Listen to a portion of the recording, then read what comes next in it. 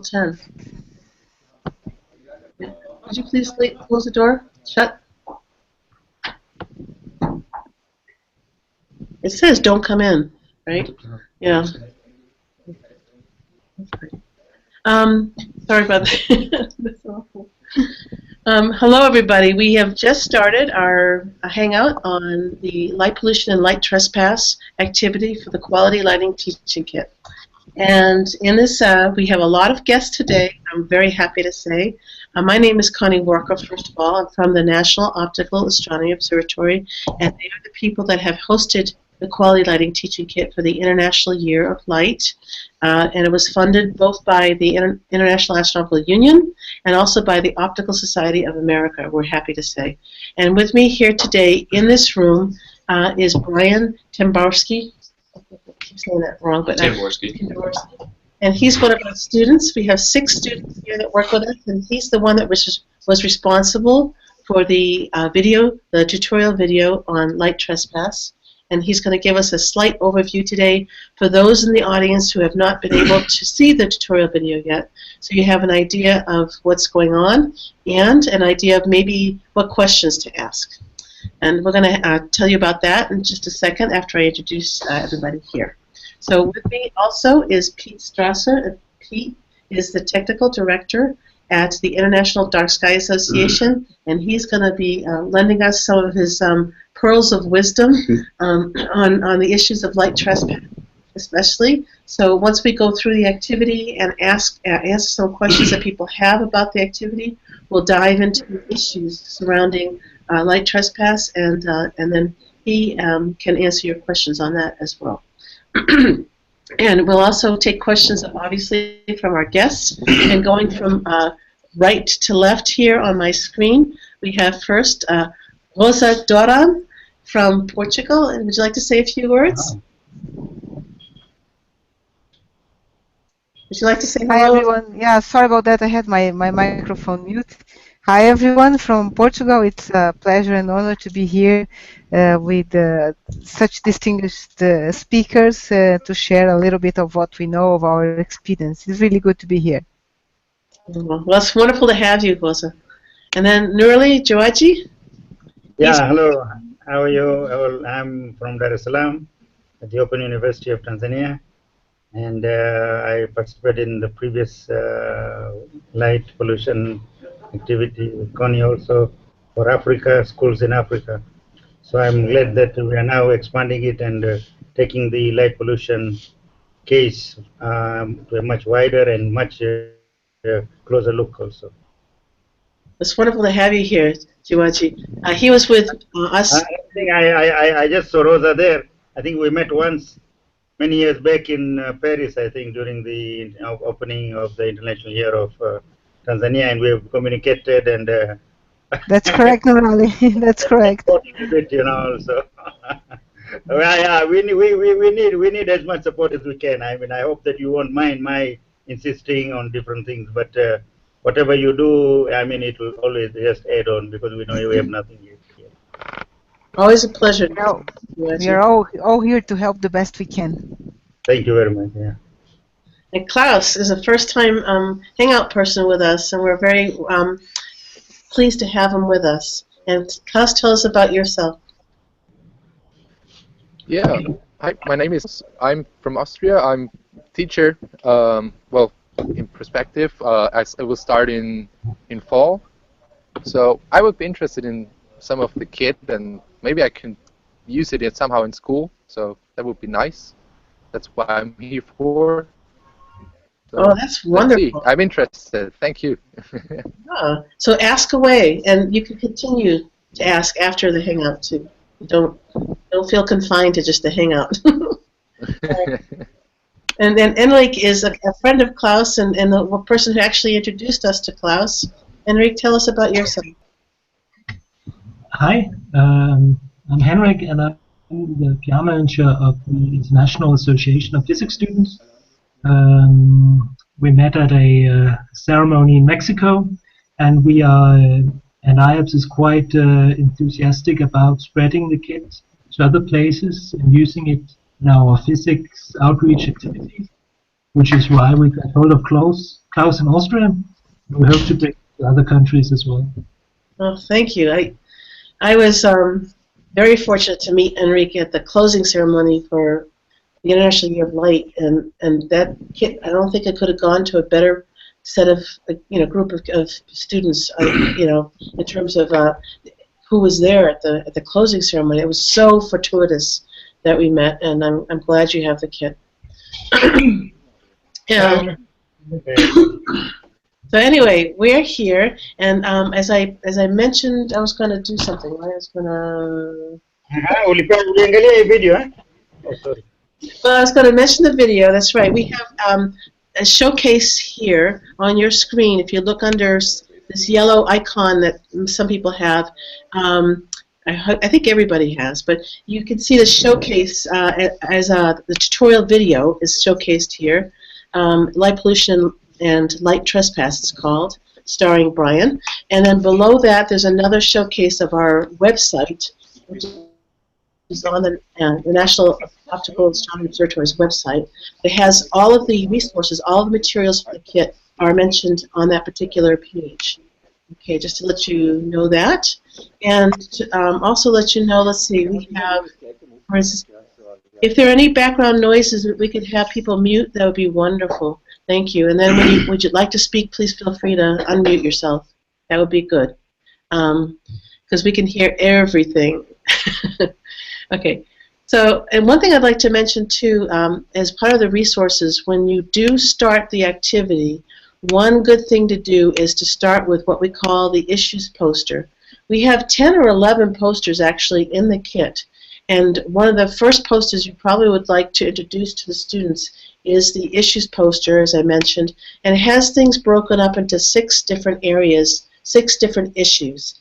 What we suggest that the teacher does, but the teacher doesn't have to do this, is to if she or he has enough students, is to segment the class, break up the class into 6 groups, each group taking a different issue.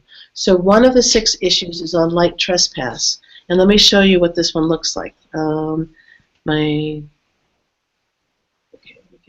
there it is.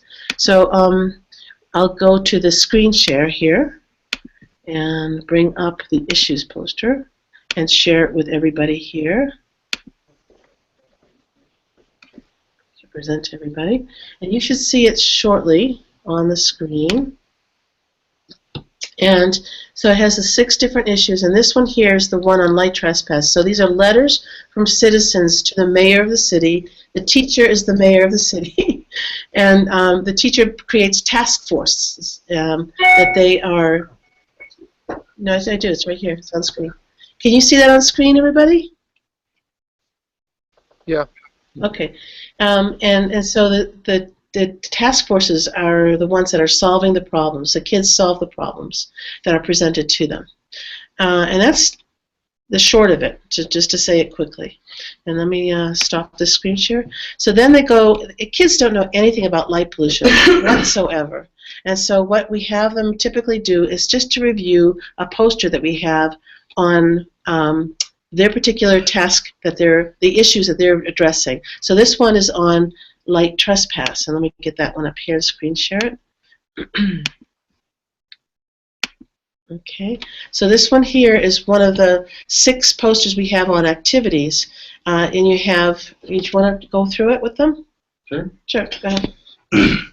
So in this poster, it basically gives you a rundown of what light pollution is. It has,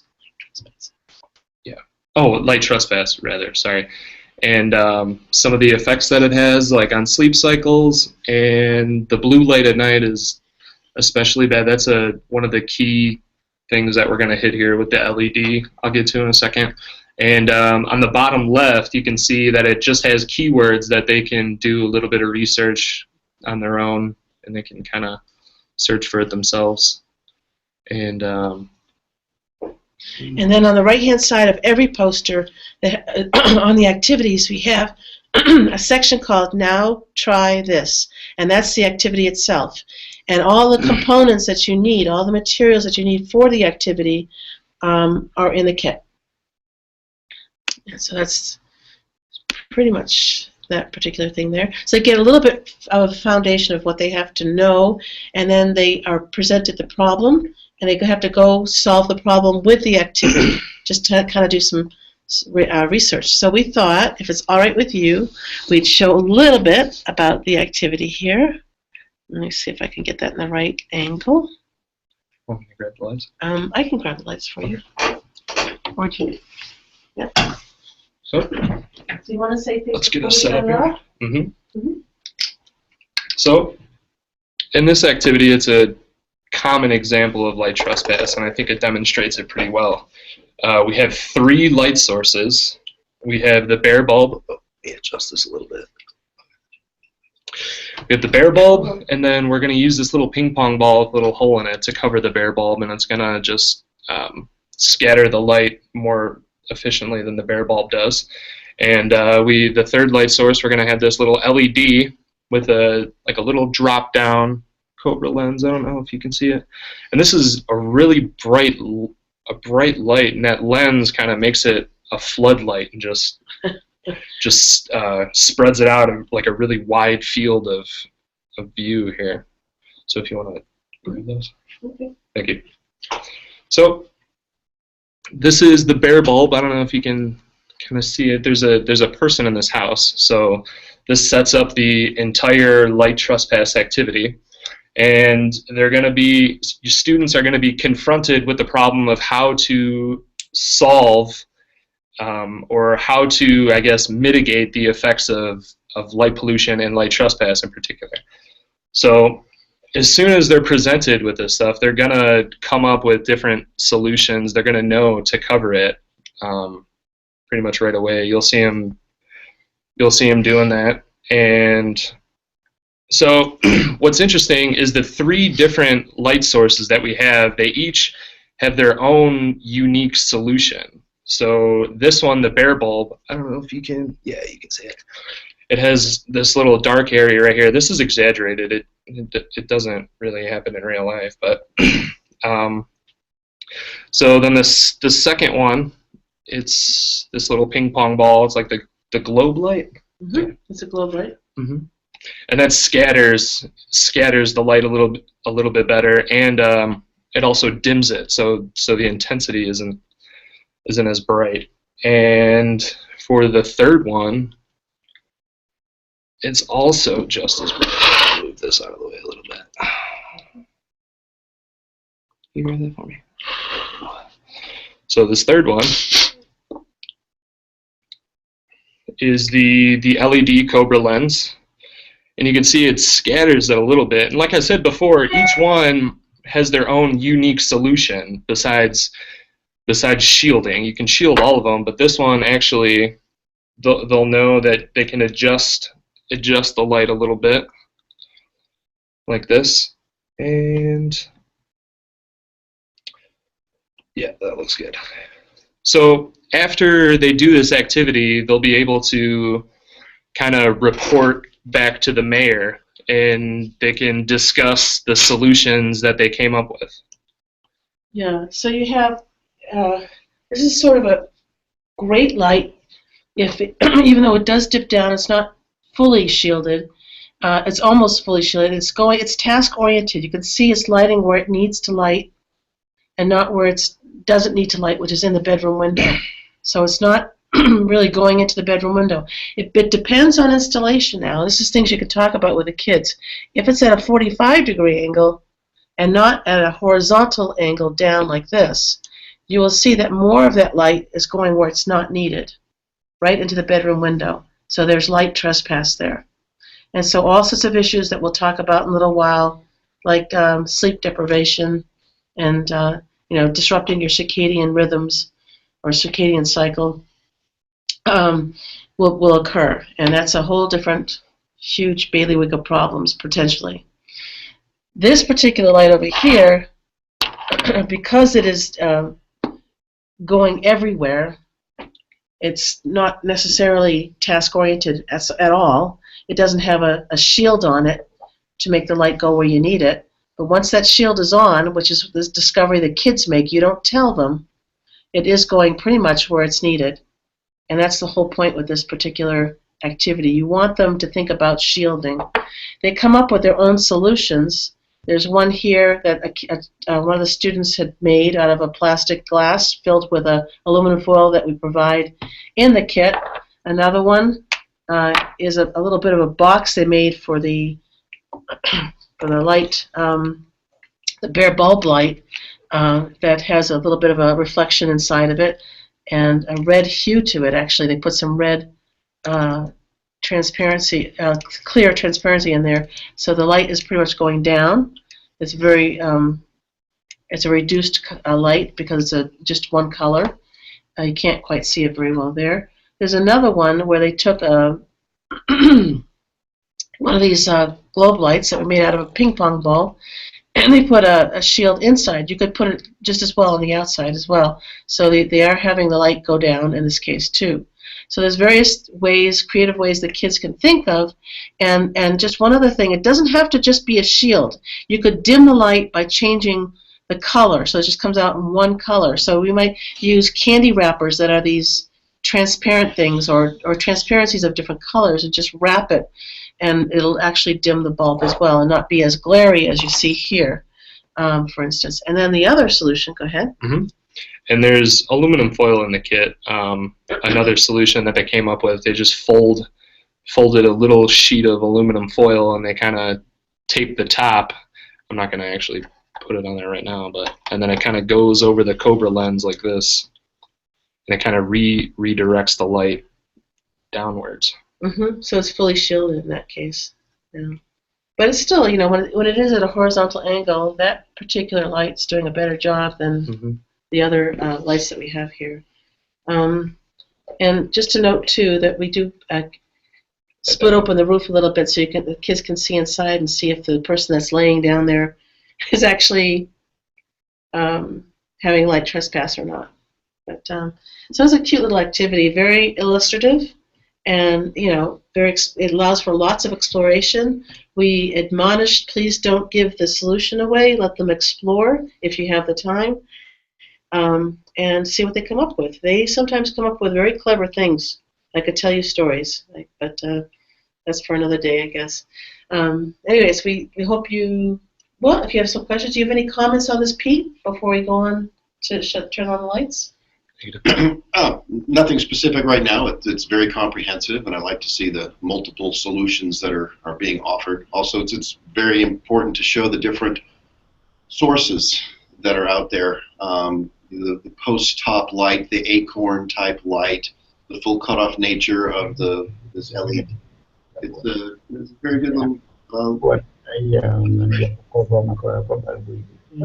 So I'll turn on lights and we'll go ask our visitors, our guests today. Hello, Connie. Yes, sir. Yeah. Hello.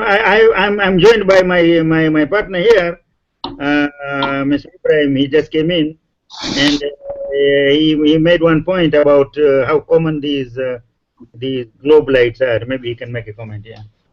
Go ahead. Yeah, just introduce yourself. My name is Ibrahim Mohammed. Now, school is Mivmoni, somewhere school physics teacher.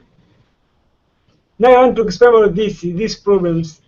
In your country, there is a bulb, especially in the fence, which is put to look decorative, yani. Decorative, yes. So they use it. Yeah, they use it so commonly as if it is a decorative item, yes. But actually they are harming. You see. Yes. So that's it's a very common setup in a fence. Yes. In a fence around a house, somebody will put a lot of those. You know, it's like a series light. You know, yes. Just this decorative. He wants to light decorative. Right? They think they're secure and safe because they do that, and it's not really the case. Exactly. So they don't even know they are doing harm. You see, they think they are beautifying their place and it's attractive. But actually, then it is also harming. I agree with you, and I think I hope that you get to know Pete Strasser a little more at IDA, because I think the two of you could have some great conversations in the future. Sure. I mean, I really like his last discourse also very much. Yeah, certainly. Great. Thank you so much, Joachi. So let's go from. How about Rosa? Do you see? How would you use this activity? What do you see? You have two kits there, right? Because there's one that went to Principia Island. Principe, São Tomé and Príncipe. Yeah, this kit went there. Actually, there is an island that does not really suffer from light pollution yet, and we are hoping that they won't. Only in the center of the small village that they have there, they might have light pollution. So the idea, and the same idea we use here in Portugal in all the trainings, that the student use this material to create awareness for the problem, because most people don't have this awareness.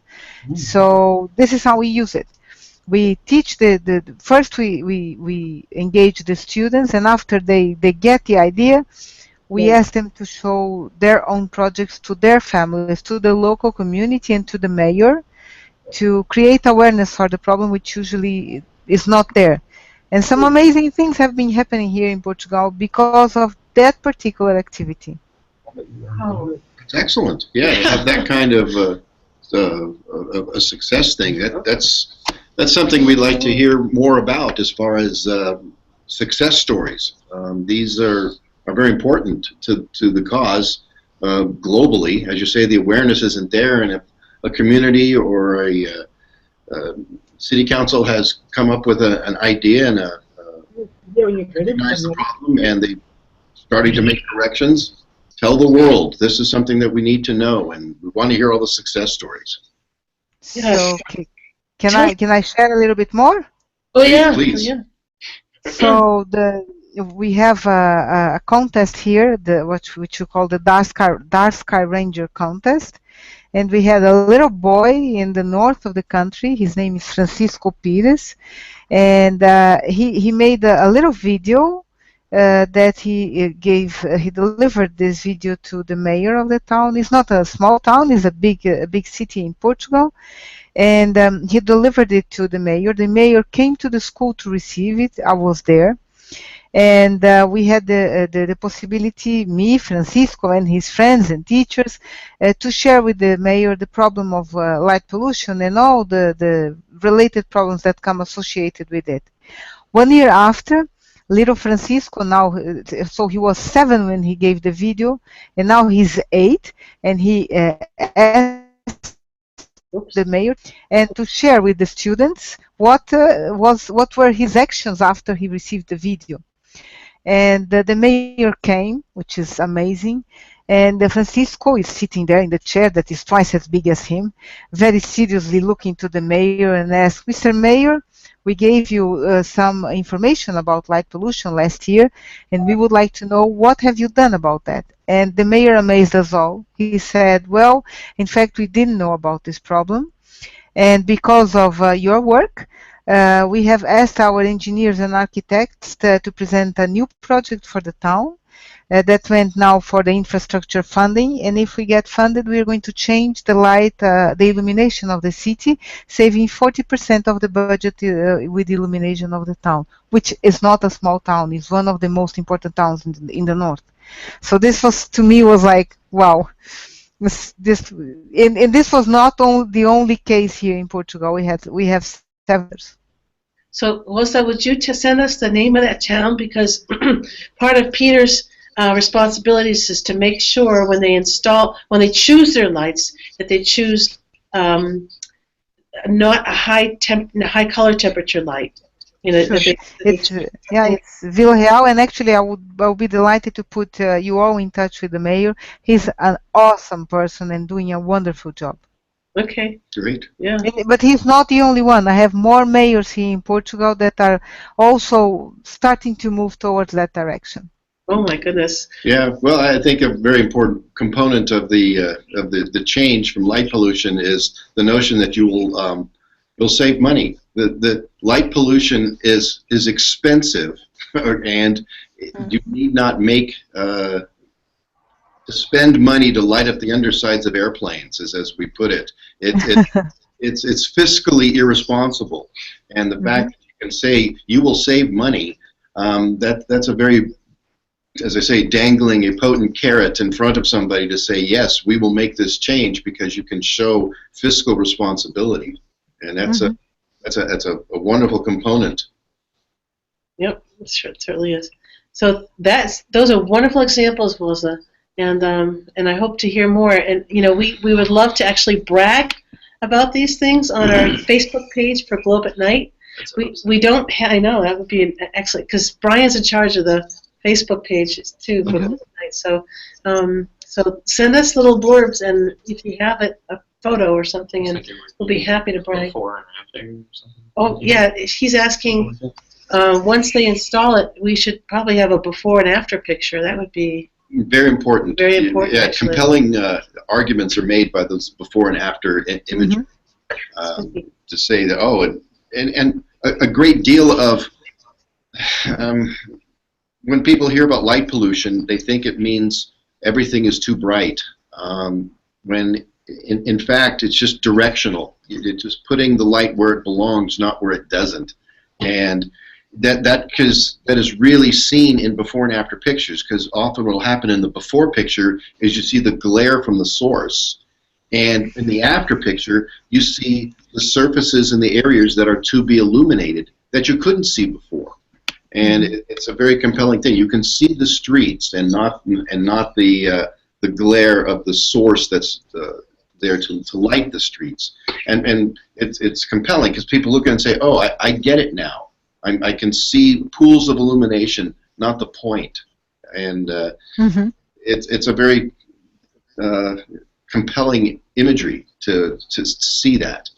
Just a little aside, I've flown all over the world, and I notice a very distinct difference when I fly into Tucson. In most cases, I see pools of illumination, not points of illumination. Most of the products here are full cutoff in nature, and we don't see the sources. We see a street lighted or a parking lot lighted, not the actual source itself. I fly in anywhere else like Dallas or Chicago, and you can see those actual points of illumination, which is waste, and it's foolish. So let's put in a reflector, use less wattage to achieve the same level of luminance on the ground. Win-win. Why wouldn't we do that? Yep, very well said. So, Henrik, hi. Henrik is amazingly active, I think, with the kit. He's bringing the kit to various locations and introducing the kit and seeing how best it could be used in that particular environment. And right now he's in Austria. Do you want to tell us a little bit about that, Henrik? You're in Austria with the kit with Klaus at the moment. Well, yeah. So we've introduced it to Klaus, and as I said, we hope to introduce it everywhere, but we haven't had an activity yet. Okay. Perhaps Klaus would like to say something about what you would like to do. He's muted. Oh yeah, that works. I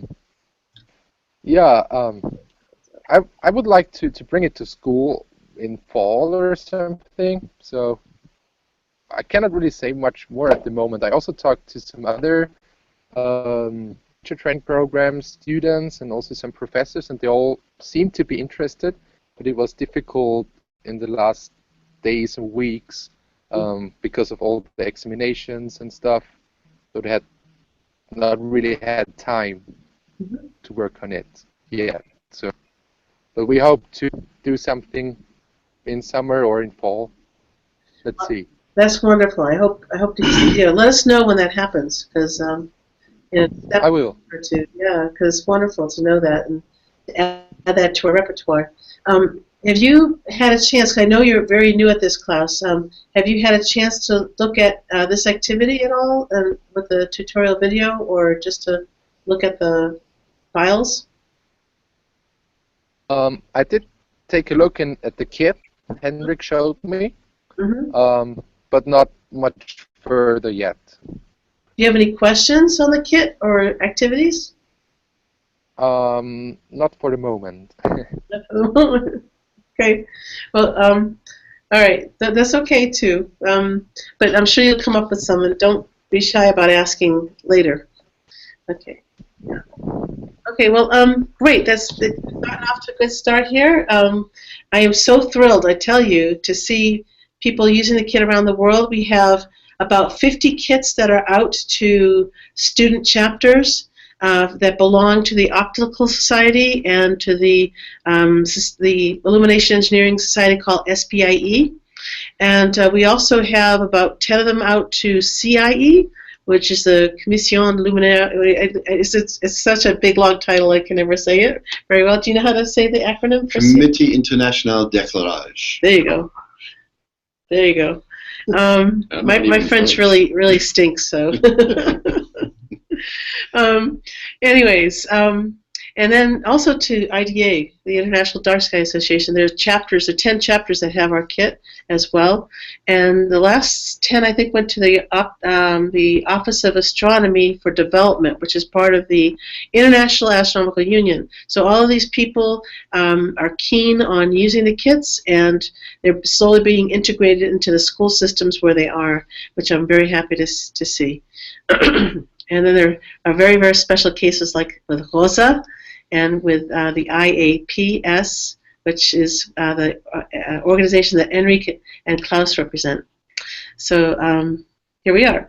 And so what I'd like to do next is to see, I have to announce to people online that are viewing, on your screen at the upper right-hand corner, you should have the Google symbol, which is like 9 little white squares in a 3x3 configuration, and if you click on that, you will see at least 2 apps. One of the apps should be the showcase that I told you about, but the other one should be the question and answer app.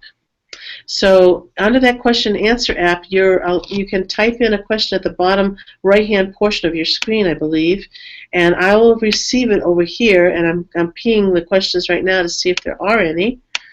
And so far, there are no questions from our viewers. So if you would like to ask questions, we really would appreciate it. And ask away anything about the kit or about the activity or something about Light Trespass. You have a question for Pete, perhaps. That would be just fine to do. Okay. So let's see. We've gone over most everything, I think. Any questions at all for Pete about Light Trespass from our guests online?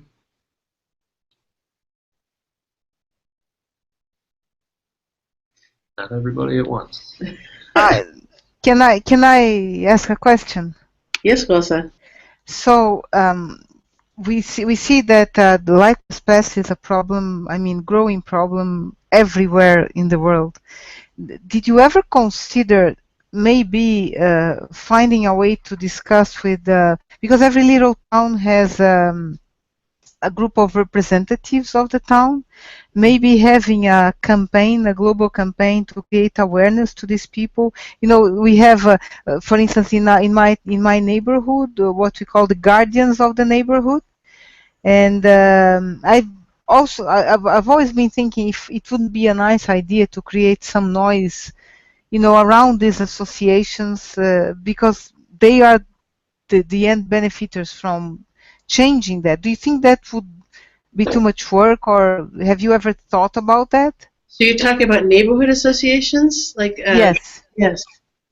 So, well, actually, we've gone to neighborhood associations and made presentations here in Tucson, but I haven't taken it beyond Tucson, really. And you're right, it would be a very nice grassroots way of approaching, you know, bringing awareness to the public.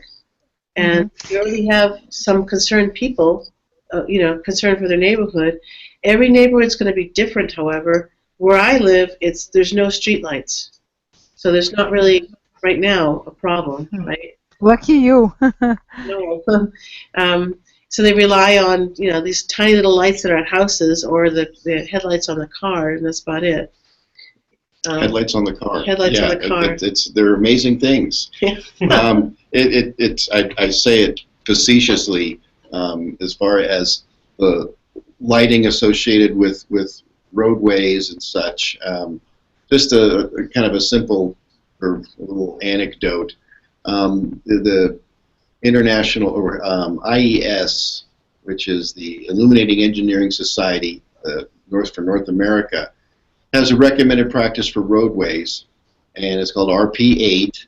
And the premise that they have is so amazing, and that is the default scenario is that vehicles do not have headlights.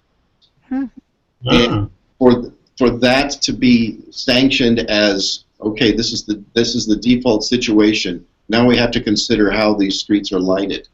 It's preposterous, and yet that has been the standard that people have been going by for decades now. Is that vehicles don't have headlights, and it's such a departure from reality that it's even considered.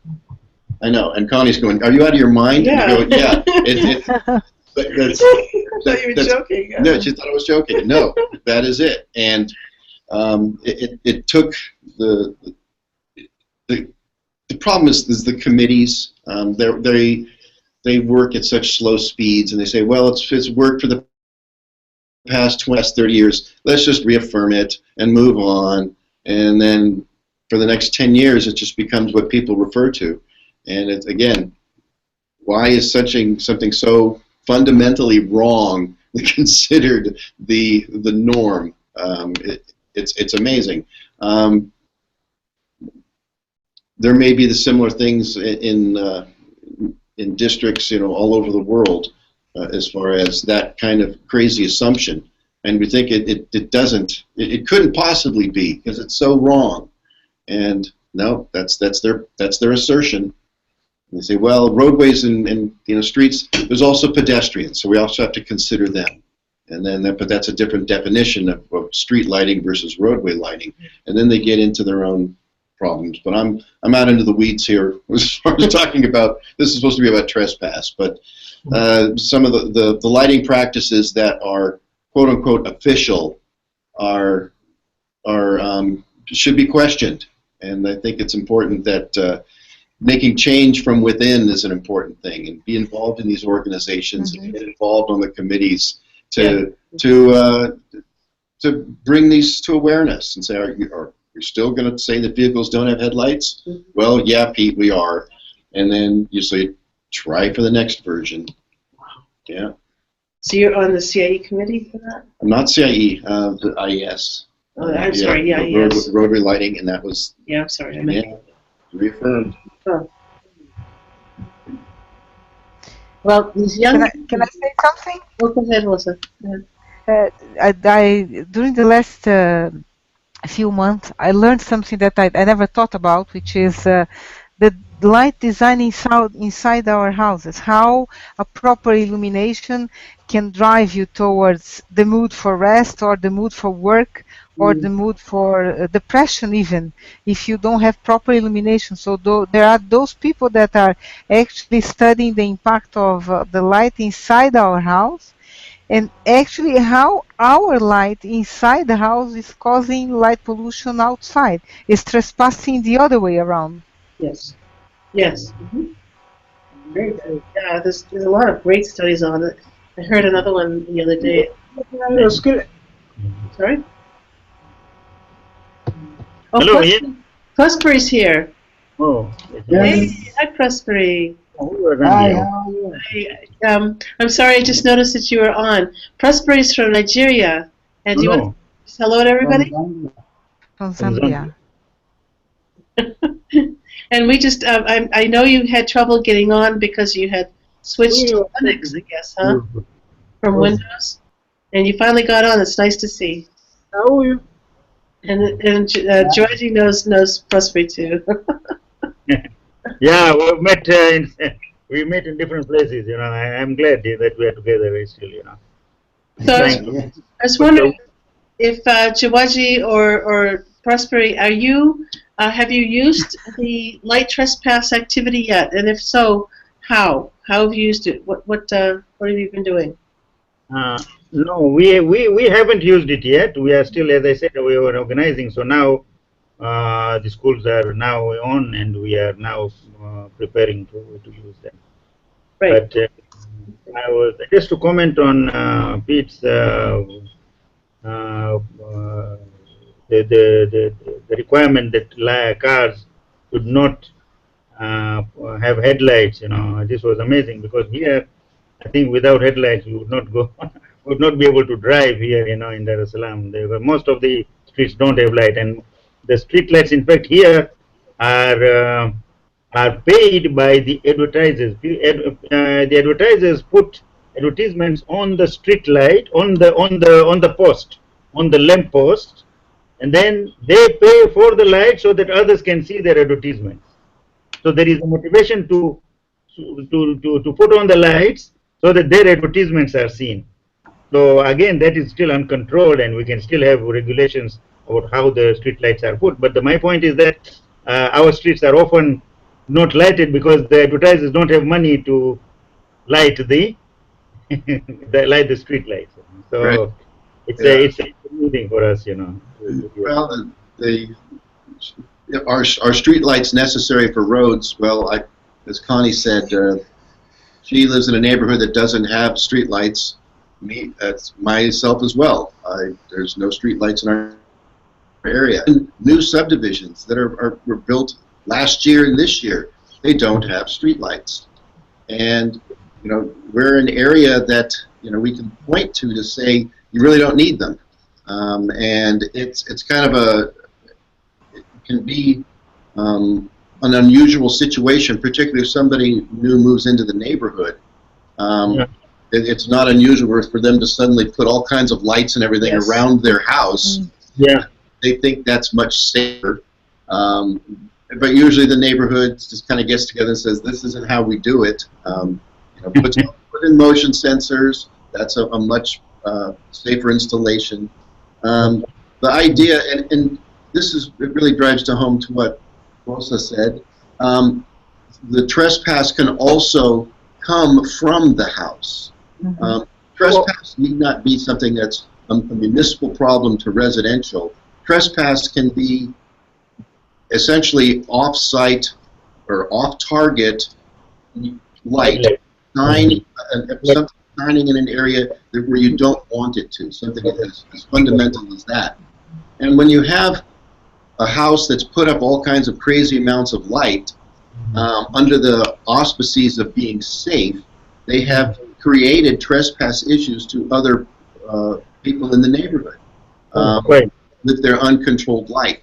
So it's a kind of an interesting notion. I've been ruminating over it, what you said, reverse trespass. I wonder if that's kind of a term that needs to be done, or that's a cool term. Yeah, the saying that Reverse trespass. Look what you started, Rosa. Yeah, because I've seen a house with tremendous amounts of light shining out away from it under the notion that it's safe. But what they're doing is creating really deep shadows because of this trespass issue. And we've all heard the term lurking in the shadows. That's where danger is. It lurks in the shadows. Well, if we've made the very shadows in which danger can lurk, we have a safe situation. So lighting done much better where it's focused and aimed and not going off target, which is what trespass is a much better situation. I'm trying to think how you could add kind of that component to your little scenario. You could have like on the house, a clear bomb sort of safety light that's put out there. It really isn't. And Okay, when we have somebody speaking, it's really nice to mute your mic. Sorry. Yeah, that's okay. No, I like the comment that the light trespass from the neighbors. I mentioned about the fences from people who are trying to decorate their houses, decorate their fences, but also floodlights from industries which are trying to protect their properties from burglary and all that.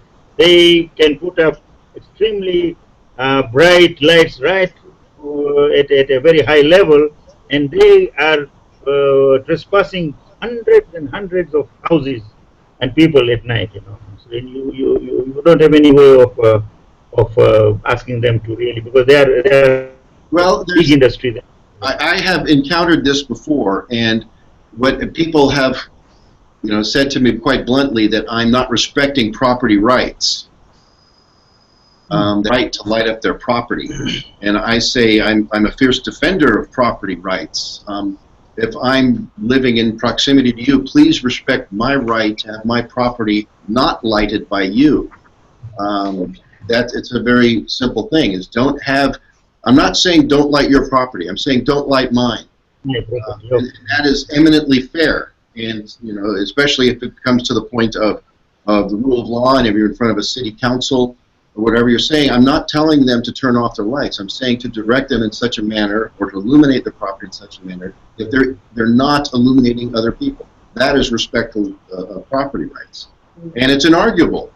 We can't say, well, he can light his property as much as he wants, and all the rest of you have to live with it. No, that's not the way it works. You can say he's making a point, and just as a note to how to talk to city council people is always come with a solution. And if you come with a solution that says just shield your lights, aim them in such a way that I'm not impacted, and that's again win-win. So yeah, wonderful. Yeah, that's it. And such laws have not even gone yet. I mean, light pollution is not recognized as a pollutant. In our Environmental Management Council here, we have an authority. They don't even know that it is a pollutant. It's not even recognized legally as a pollutant. So that is our job here to raise the issue that light is a pollutant. That is yeah. Stray photons. That's the hard argument that I've encountered. Is that light is beneficial. So how can it be a problem? And then you start getting into the whole issue of spectrum and timing, circadian rhythm disruption, nocturnal habitat disruption, and then you're patient about it and explain it in a way that's not pedantic and not being, like too scientific. You get a much better reception. Let me tell you about our dilemma, in developing countries. We have a problem of electricity as it is. And now if we say that we should not ask people to use electricity, means electricity is required just for lighting, in fact.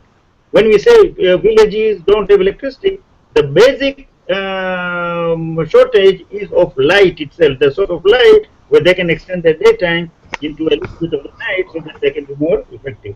So when electricity goes into the villages at the moment don't have any electricity, but we are trying to get them to be warned that right from the beginning that if you get light, doesn't mean that you need to misuse it also. You can save energy by lighting your own area. So that is where we have a dilemma of trying to convince people and the government that we are not saying that we should not light up the villages.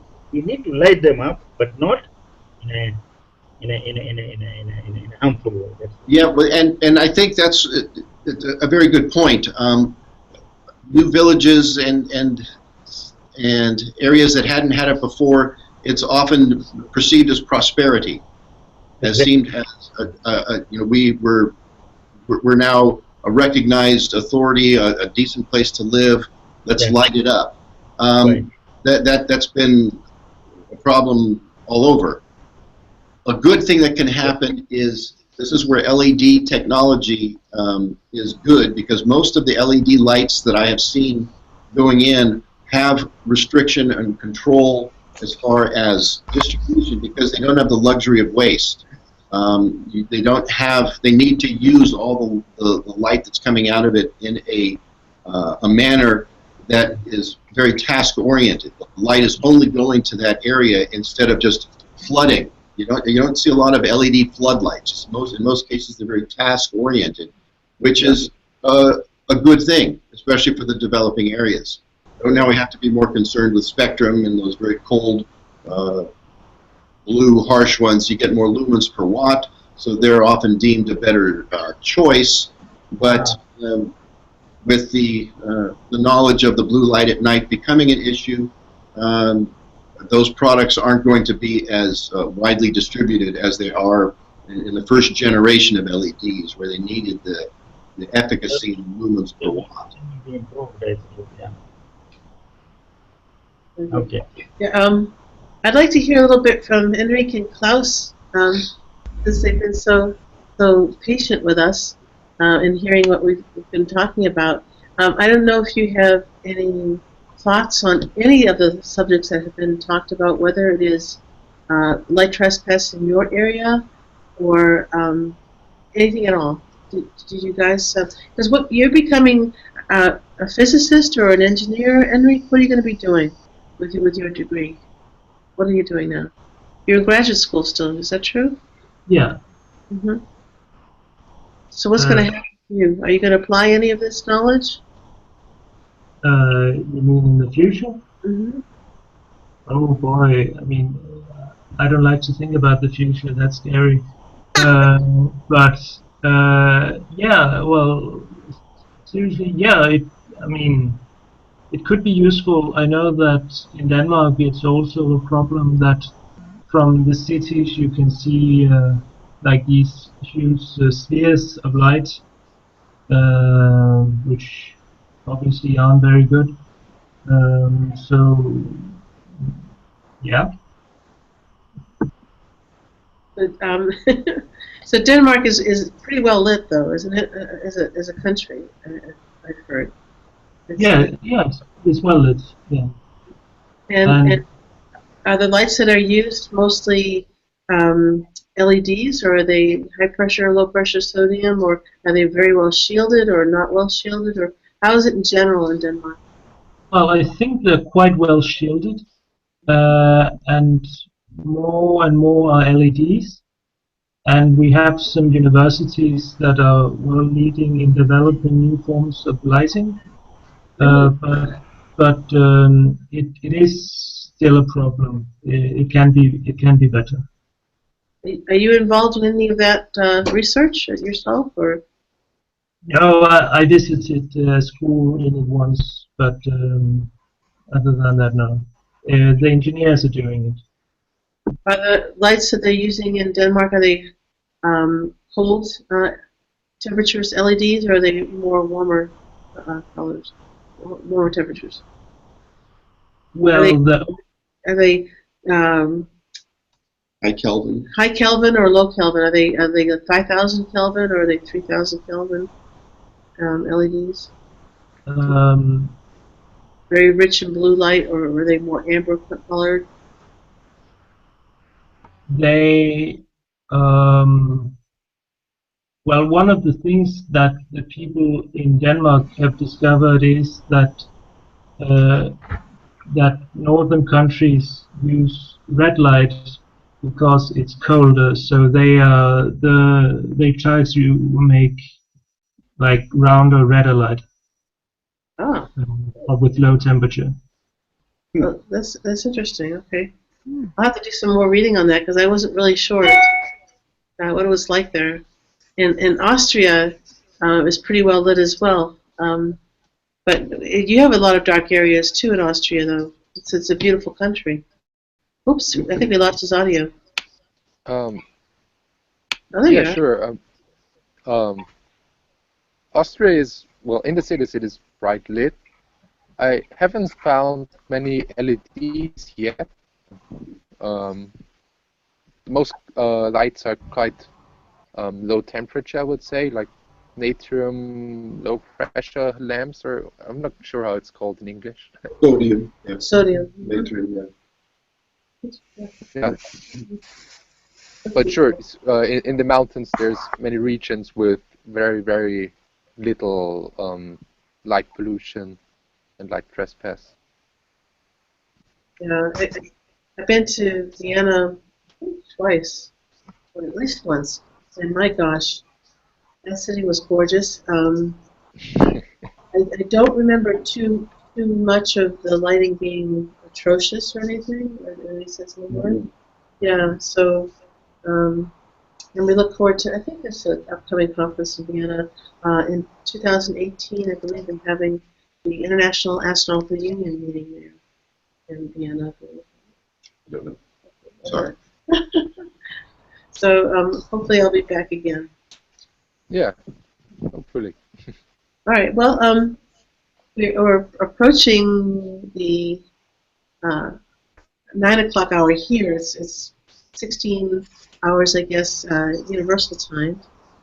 And I was wondering if we had any final thoughts to share. One thing I'd like you to comment on, I hope, is we talked about a lot of the physical things that are to concern ourselves with light trespass and lighting in general in terms of fixtures and how they perform, but not really the effects in terms of medically how light trespass does affect us if you have too much of it at night and stuff like that. Well, the key problem is that we as humans evolved to have a 24-hour cycle biologically controlled by light. Sunlight, the cycle of light and dark, the circadian rhythm, and if light trespasses, it can disrupt that typical circadian cycle. When your circadian cycle is disrupted, a whole host of physiological problems can result from that. The really important part of what light trespass will do hasn't really been quantified. What we don't know specifically is the intensity, the wavelength, and the duration that's causative to the circadian disruption. Those are the three golden numbers that we need to get.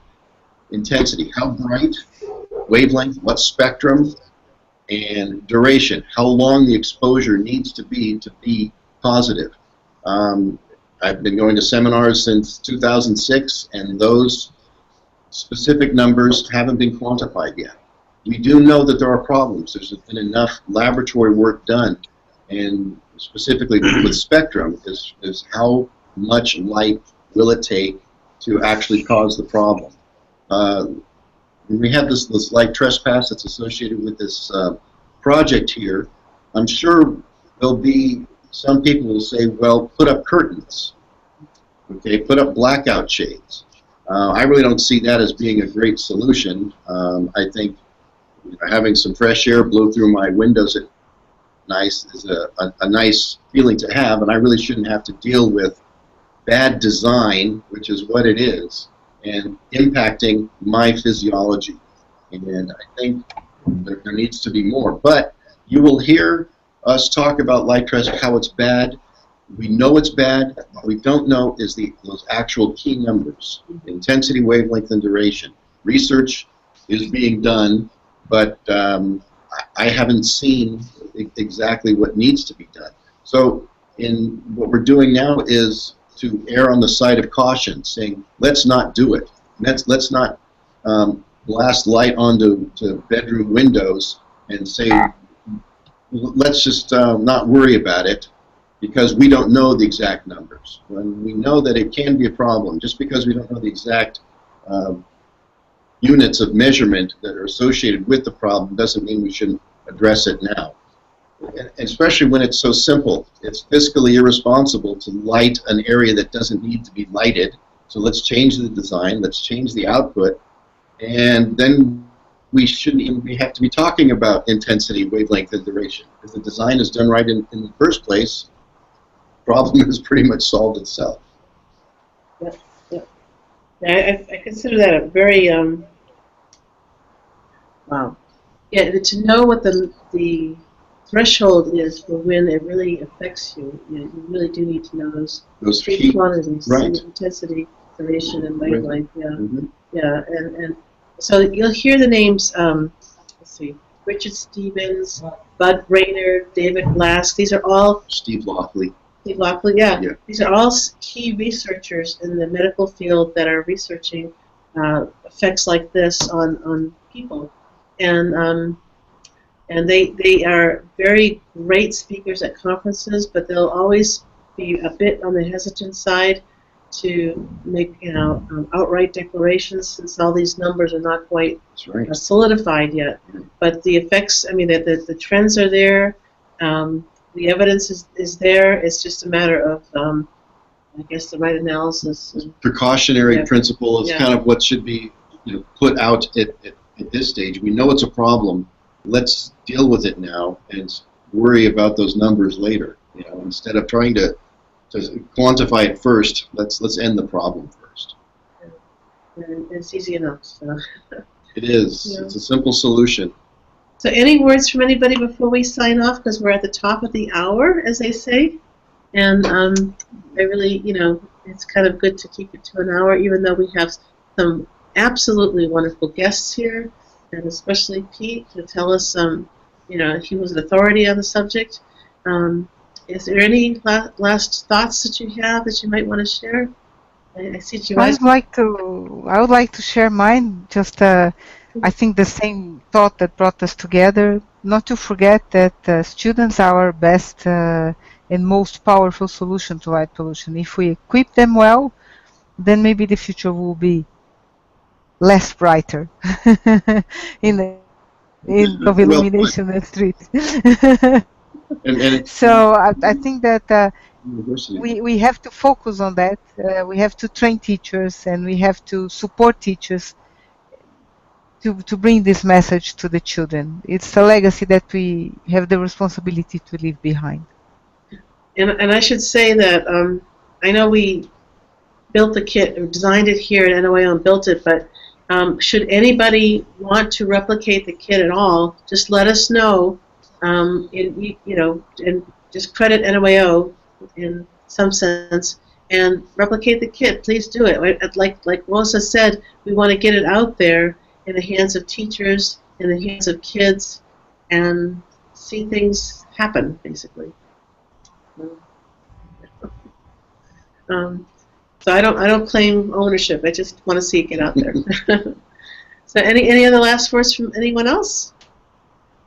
Jiwaji Prosperi, who has said absolutely nothing for Prosperi. I'm so sorry. Sorry. Any thoughts? How's it going to be in Nigeria? Zambia. Hello, can you hear me? Oh, his connection's not that great. I'm sorry. Prosperi, can you hear me? Yeah, I can hear. Can you hear me? Yeah, just a little bit, barely. I have you at maximum volume, so so you have received the kit, and I know you've looked at things, and you've been on a couple other of our Hangouts and talked about the other activities. Do you have any thoughts on this activity? Yeah, no, we haven't done any work on this activity this particular year. And we are going to break for a month because the schools are going on recess for 1 month, starting I think the first week of August. And this time they are busy writing their end of term exams, so we're not doing any activity. So we'll probably resume in October. Yeah, I know it's summertime for many countries that have been on the Hangout, and I totally understand that it's not a very good time. You can't do things with kids then. But the whole reason we're having these Hangouts is because you guys are not in the classroom, and it's to get you before you're in the classroom. So it's kind of a bad question for me to ask if you've used the kits. I apologize. But I know at least you've looked at it. That's good. And we look forward to all the wonderful stories that everybody's going to have this fall, right? And I appreciate that.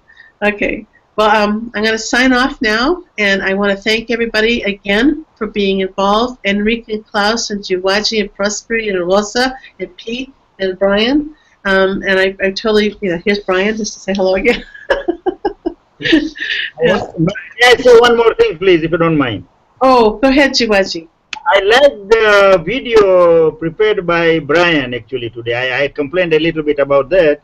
But he explained it very well, and I was really pleased to see his presentation. So thank you very much, and congratulations. Well, one thing that might not be well understood is that the tutorial videos are solely for the teacher. They're not really built. No, but he did a very good job still. Very nicely presented, and it connected also. And thank you very much. This is the first time the students ever did something like that, so I was very proud of them. Yeah, I mean. You should go into some video type of productions. Oh, I don't know. Oh, staff. Side job. Thank you, Jiwaji. Yeah, I thank you very much. Okay. All right. Well, we're signing off, and again, I appreciate everybody who has joined us, and even the viewers, the few viewers that we have online. I'm just gonna. Oh, I should have checked one more time for questions, but I don't think we have any. Okay. Well, thank you again, and we'll see you next week. Next week, we're going to have it. It'll be 1 hour GMT or 1 hour UTC on Tuesday, which would be 26th, I think. 26th of July, which is a Tuesday. For us, it's a Monday night. So for anybody that is west, basically of Greenwich, by more than an hour, i.e. people in the Americas, that's going to be on a Monday night. But for everybody else who's at 1 hour GMT or later, that's going to be on Tuesday for them, the 26th of July. And that will be on safety, actually. We'll have one on Tuesday and then another one on Thursday. So for Tuesday, that'll be for Australia, excuse me, Asia and the Americas on Tuesday, and then again on Thursday at the same time, we'll have one for Africa and Europe and the Americas. So hopefully you'll tune in, and we'll have Ricky, our other student, helping us with that particular activity on, no, not Ricky, it's Maddie. Maddie, yeah, she'll be here, Maddie on safety. Yeah. Okay, well, thank you so much. I appreciate all your input. And thank you, Connie, for organizing this. Thank you. My pleasure. My pleasure. Thank you, and have a nice day. Bye. Thank you for